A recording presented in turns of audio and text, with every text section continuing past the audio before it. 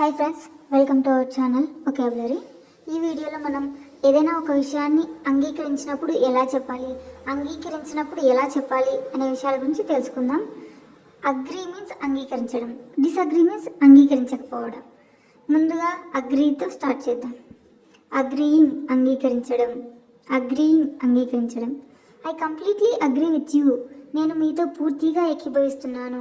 I completely agree with you, నేను మీతో పూర్తిగా ఏకీభవిస్తున్నాను. దట్స్ ఎ గ్రేట్ పాయింట్, ఇది గొప్ప point.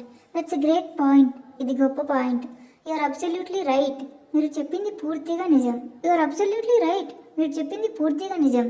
I see your point and I agree, నేను మీ అభిప్రాయాన్ని చూశాను మరియు నేను అంగీకరిస్తున్నాను.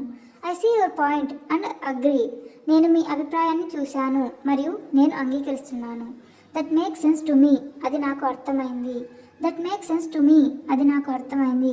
I'm on board with that idea, నేను ఆ ఆలోచనతోనే ఉన్నాను. I'm on board with that idea, నేను ఆ ఆలోచనతోనే ఉన్నాను. ఇప్పుడు డిసగ్రీయింగ్ గురించి తెలుసుకుందాం. డిసగ్రీయింగ్ అంగీకరించకపోవడం, అంగీకరించకపోవడం.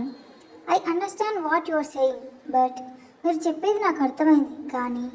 I understand what you are saying but, మీరు చెప్పేది నాకు అర్థమైంది కానీ. I have a different perspective on this, దీనిపై నాకు భిన్నమైన దృక్పథం ఉంది. I have a different perspective on this, దీనిపై నాకు భిన్నమైన దృక్పథం ఉంది.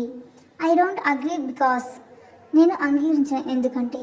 ఐ డోంట్ అగ్రీ బికాస్, నేను అంగీకరించిన ఎందుకంటే నా దగ్గర వేరే ఆలోచన ఉంది. మీ ఇంగ్లీష్లో ఏమంటారు? కామెంట్ చేయండి. Thanks for watching.